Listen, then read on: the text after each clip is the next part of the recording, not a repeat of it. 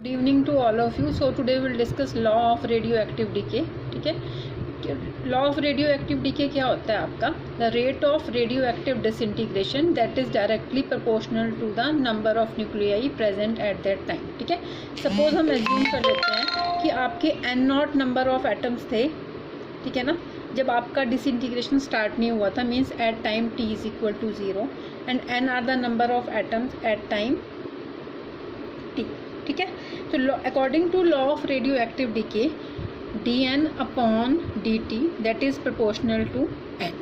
ठीक है ना, कि उस समय कितने नंबर ऑफ एटम्स थे t टाइम पर आपके t. dn are the number of atom decay in time t dt. ठीक है, तो अब इस प्रोपोर्शनलिटी साइन को अगर हम रिमूव करते हैं तो यहाँ से dn upon dt is minus lambda into n, where lambda is constant and it is also called decay constant और disintegration constant. ठीक है, नेगेटिव साइन डिनोट करता है आपका कि नंबर ऑफ एटम्स आपके, नंबर ऑफ न्यूक्लियाई आपके डिक्रीज हो रहे हैं. ठीक है, तो यहाँ से हमारा आ गया dn upon n that is minus lambda into dt. अगर अब इसको इंटीग्रेट करते हैं तो यहाँ से आ जाएगा dn upon n minus lambda into integration dt. ठीक है, तो dn अपॉन n का कितना आ गया log n that is minus lambda into t plus constant of integration. ठीक है, अब आपको पता है कि जब टाइम t हमारा 0 था, ठीक है, तो नंबर ऑफ एटम्स n कितने हैं हमारे n नॉट. तो यहाँ से आ गया log of n naught that is minus lambda into 0 plus k. तो k की वैल्यू कितनी आ गई आपके पास? log of n not. इस वाली वैल्यू को आप सब्स्टिट्यूट कर दें इक्वेशन नंबर 1 में, तो यहाँ से आ गया log of n that is minus lambda into t plus log of n naught.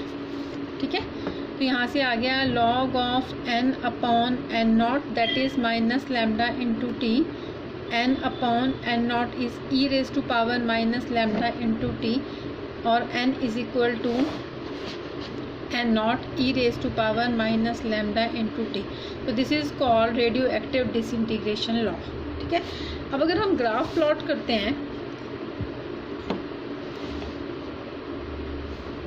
ठीक है, along x axis we take time and along y axis we take n. ठीक है, तो आपकी ग्राफ की शेप कैसी होगी? Like this. ठीक है, यहाँ पर आपके n नॉट मैक्सिमम होंगे और ये इन्फिनिटी टाइम के बाद आपके नंबर ऑफ एटम्स कितने हो जाएंगे? 0. तो this is called law of radioactive decay. ठीक है, अब सेकेंड टर्म हम डिफाइन करेंगे डीके कांस्टेंट.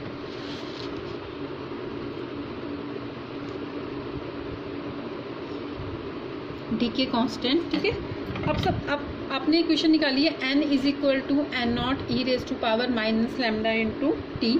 अब अगर t को हम ले लेते हैं 1 अपॉन लैम्डा.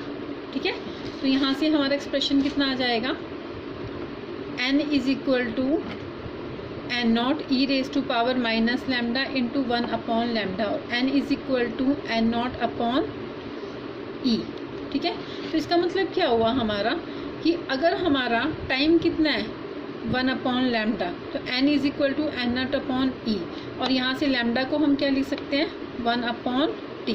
तो हम डीके कांस्टेंट को डिफाइन कर सकते हैं. Decay constant is defined as reciprocal of time during which the number of atom decreases to maximum to 1 upon e times of its maximum value. ठीक है, ये हो गया हमारा डीके कांस्टेंट. अब नेक्स्ट टर्म हम डिफाइन करेंगे हाफ लाइफ पीरियड. ठीक है, हाफ लाइफ पीरियड. ठीक है ना, हाफ लाइफ पीरियड हमारा क्या होता है? The time during which the number of atom decreases to one of half of its maximum value. अब आपको मैंने बताया था कि मैक्सिमम नंबर ऑफ एटम्स कितने हैं? n not at time t is equal to 0. ठीक है, तो हम हाफ लाइफ को हम डिनोट करेंगे t हाफ से, जब नंबर ऑफ एटम मैक्सिमम के कितने हो जाएंगे? Half, n not upon 2. तो इस टाइम को हम क्या बोलेंगे? Half life period. ठीक है, तो अभी हमने एक्सप्रेशन लिखा था n is equal to n not e raise to power minus lambda into t. ठीक है, अब n की जगह सब्स्टिट्यूट कर दो n नॉट बाई 2. ठीक है, n not by 2 that is equal to n not e raise to power minus lambda into t half. तो यहाँ से आ गया half is equal to e raise to power minus lambda into t half, ठीक है। अब अगर हम यहाँ से एक्सपोनेंशियल को रिमूव करना है तो लेफ्ट हैंड साइड क्या लेना पड़ेगा, लॉग, पहले इसका रेसिप्रोकल ले लेते हैं। 2 is equal to e raise to power lambda t into half, now log 2 is equal to lambda t half. तो यहाँ से हमारा जो टी हाफ है वो कितना आ गया, log 2 अपॉन लैम्डा। log 2 की वैल्यू होती है, ठीक है, अगर इसको हम टू द बेस 10 में चेंज करते हैं 2.302 log 2 to the base 10 upon lambda, ठीक है। तो ये वाली वैल्यू अगर हम इसको सॉल्व करेंगे तो ये वैल्यू होती है 0.693 अपॉन लैम्डा, ठीक है। तो हमारी हाफ लाइफ पीरियड की कितनी वैल्यू होगी, 0.693 अपॉन लैम्डा, ठीक है।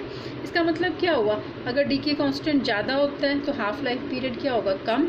ये रेसिप्रोकल होते हैं आपके, अगर डी के कांस्टेंट कम होगा तो हाफ लाइफ पीरियड हमारा क्या होगा, ज़्यादा होगा, ठीक है। अब नेक्स्ट है हमारा एवरेज और मीन लाइफ, ठीक है। अब इसको पहले आप समझ लें कि एवरेज और मीन लाइफ क्या होती है, कि अगर एक न्यूक्लियाई, बहुत सारे न्यूक्लियाई हैं हमारे किसी रेडियो एक्टिव सब्सटेंस के, तो वो सारे एक साथ डीके नहीं होते, ठीक है ना। कुछ हमारे एकदम से डीके हो जाते हैं और कुछ बहुत ज़्यादा टाइम लेते हैं, ठीक है ना, समझ रही बात। तो कुछ का क्या होता है, डिसइंटीग्रेशन कांस्टेंट ज़्यादा होता है, कुछ का हमारा कम होता है, ठीक है ना। तो इसलिए एक टर्म निकालनी बहुत इंपॉर्टेंट बन जाती है जिसको हम बोलते हैं एवरेज और मीन लाइफ। उसको हम TA से डिनोट करते हैं, एवरेज ऑन मीन लाइफ। तो हम इसको कैसे कैलकुलेट कर सकते हैं, हम सभी न्यूक्लियाई का हाफ लाइफ पीरियड निकालेंगे, उनको ऐड कर देंगे और डिवाइड कर देंगे नंबर ऑफ न्यूक्लियाई से। तो T एवरेज कितना हो जाएगा, sum of lives of all the nuclei divided by total number of nuclei, ठीक है। तो इसको हम डिनोट कर देते हैं T total upon total number of nuclei. Initially हमने कितने लिए हैं, N0 से, ठीक है। अब आपको पता है N की वैल्यू कितनी होती है, N0 e raise to power minus lambda into t. तो यहाँ से DN अपॉन DT कितना आ जाएगा हमारा, N0 e raise to power minus lambda into t into minus lambda. तो यहाँ से हमारी DN की वैल्यू कितनी आ जाएगी, N0 e raise to power minus lambda t into minus lambda into DT, ठीक है। अब आपको पता है कि जो हम each of the DN nuclei they have lived for T times, ठीक है ना। तो टोटल लाइफ कितनी हो जाएगी DN न्यूक्लियाई की, इसको लिख लें, total life of DN nuclei, ठीक है, वो कितनी हो जाएगी हमारी T इंटू DN, ठीक है। अब अगर हमें टोटल लाइफ निकालनी है सभी N0 न्यूक्लियाई की, तो हमें क्या करना पड़ेगा, इंटीग्रेट करना पड़ेगा। तो T टोटल निकालने के लिए क्या करेंगे हम, N varies from N0 to 0 T into DN, ठीक है। तो यहाँ पर DN की वैल्यू सब्स्टिट्यूट कर दो, N0 to 0 T into DN की वैल्यू कितनी है आपके पास, N0, ठीक है, lambda e raise to power minus lambda t into DT। हमने मैग्नीट्यूड ले लिया, नेगेटिव साइन को हमने इग्नोर कर दिया। अब आपको पता है जब N0 होता है, when N is equal to N0 T is equal to 0, when N is 0 T is infinity. तो T टोटल के लिए हम यहाँ लिमिट्स चेंज कर देंगे, ठीक है, 0 to infinity T N0 lambda e raise to power minus lambda t into DT। Constants को बाहर लिख लो, लैम्डा N0 को आपने आउटसाइड लिख लिया, इनसाइड आ गया T e raise to power minus lambda t into DT। Limits are from 0 to infinity, ठीक है। अब इसको फर्दर सॉल्व कर दो आप, तो T टोटल कितना आ गया, लैम्डा N0 आउटसाइड है आपका। अब इसमें प्रोडक्ट रूल से इंटीग्रेशन सॉल्व कर दो।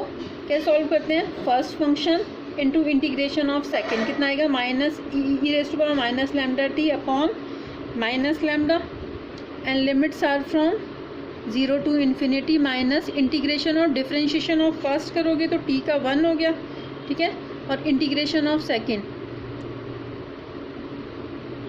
e raise to minus lambda t minus lambda into d t and limits are from 0 to infinity, ठीक है।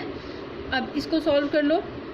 जो आपका आउटसाइड कितना है, लैम्डा एन नॉट, ठीक है। अब लिमिट्स पुट करेंगे, आपको पता ही है यहाँ पर e raise to power infinity कितना होता है आपका, e raise to power minus infinity 0 हो जाएगा, और जब आप e raise to power 0 limit put करोगे तो कितना आ जाएगा आपका 1 अपॉन, ठीक है, लैम्डा। तो ये जब हम इसको पूरा आपने सॉल्व कर लेना है, तो यहाँ से जब 0 पुट करेंगे तो ये 0 ही होगी टर्म, तो फर्स्ट टर्म हमारी 0 होगी, ठीक है ना। यहाँ से माइनस माइनस प्लस हो गया। अब सिमिलरली यहाँ पर 1 upon lambda 0 to infinity e raise to power minus lambda t into d t, ऐसे आ गया। Lambda n not 0 plus 1 upon lambda into e raise to power minus lambda t upon lambda, ठीक है, minus lambda, ठीक है। तो ये आ जाएगा lambda n not upon lambda square, ठीक है, और यहाँ लिमिट पुट कर दोगे e raise to power minus lambda t 0 to infinity lambda n not upon lambda square, ठीक है। यहाँ पे आ जाएगा e raise to power minus infinity minus e raise to power 0, ठीक है। ये तो 0 हो जाएगी टर्म, एक लैम्डा यहाँ से कैंसिल हो गया, n not upon lambda into minus 1, ठीक है।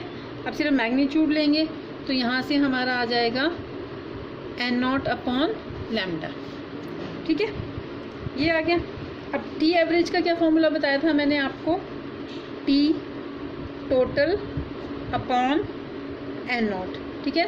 कितनी वैल्यू आ गई 1 अपॉन लैम्डा, तो हमारा एवरेज कितना आ गया 1 अपॉन लैम्डा, और टी हाफ कितना आया था हमारा 0.693 अपॉन लैम्डा। अब यहाँ से लैम्डा की वैल्यू कितनी होगी भैया आपकी 1 अपॉन टी ए, तो t half is equal to 0.693 into, अब लैम्डा की वैल्यू पुट कर दो यहाँ से in the form of t है ना, तो lambda is equal to 1 upon t a, तो ये आपका आ गया t half is equal to 0.693 into t, ठीक है।